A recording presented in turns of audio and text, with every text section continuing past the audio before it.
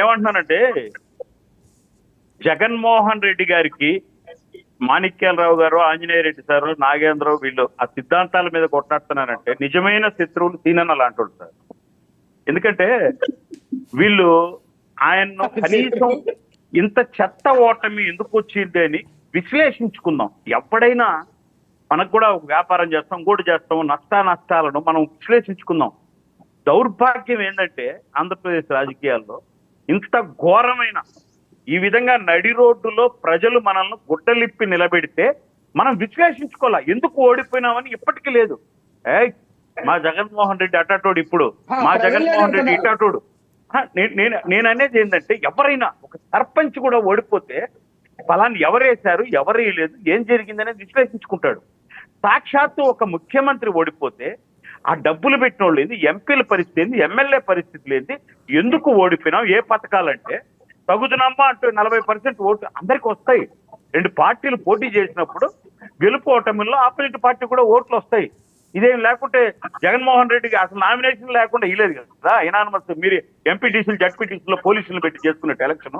నేనేమంటున్నానంటే first of all మీ నాయకుడికి ప్రథమ శత్రువులు మీరే. ఆయన తప్పులను మీరు ఎత్తి చూపండి. ఎస్, కార్యకర్తకి నష్టం జరిగింది.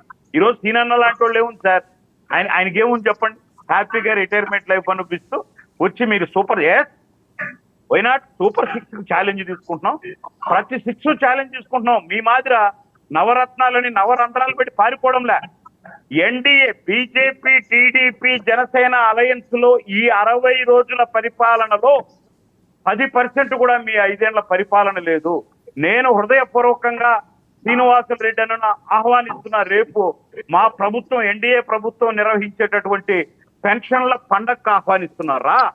ఒక అవ్వ, తాత, ఒక వికలాంగ పెన్షన్ వాటన్నిటిని చూతురా అంటే 1వ తేదీ, రేపు 1వ తేదీ అంతుంది రా. ఇది ఎలా సాధ్యం అని దాన్ని సమీక్షించుకోవడానికి మీకు బోల్డ్ అంత సబ్జెక్ట్ దొరుకుతుంది రా.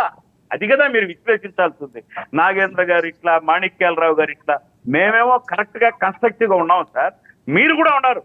శ్రీనివాసులు రెడ్డి మీకు తప్పడంలే అంటే నాకు ఇంకా తప్పదు కదా అని తర్వాత మాట్లాడుకోవచ్చు. కానీ నేనేమంటున్నానంటే మీ ఓటమే విశ్లేషించుకోలేని వాళ్ళు ఇప్పుడు మీరు వచ్చి మమ్మల్ని మాట్లాడుతున్నారు. 9 ఎంపీలు అన్నారు సార్, 9 సాక్ష్యాలతో సహా 99 టీవీలో.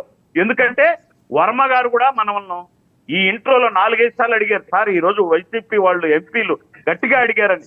అందరికీ ఒకే సమాధానం, ఎన్డీఏ తరఫున, జనసేన పార్టీ తరఫున. ఈ 9 40 ప్రయత్నాలు చేశారు, మేము ఉన్నాము ముర్రో, వైసీపీ గవర్నమెంట్ లో బీజేపీలో చేర్చుకోండి ముర్రో అని.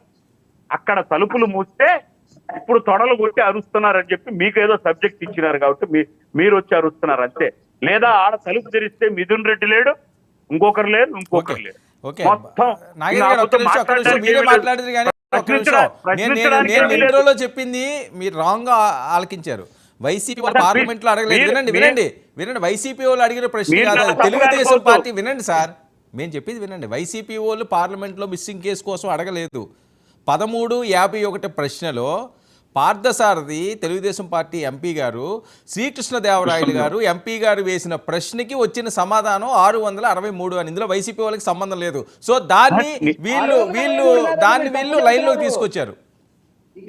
నేనేమంటున్నానంటే ఆ ప్రశ్నకు ఆన్సర్ చెప్పడానికి ఒక నిమిషం sir, let me finish 10 seconds అంతే.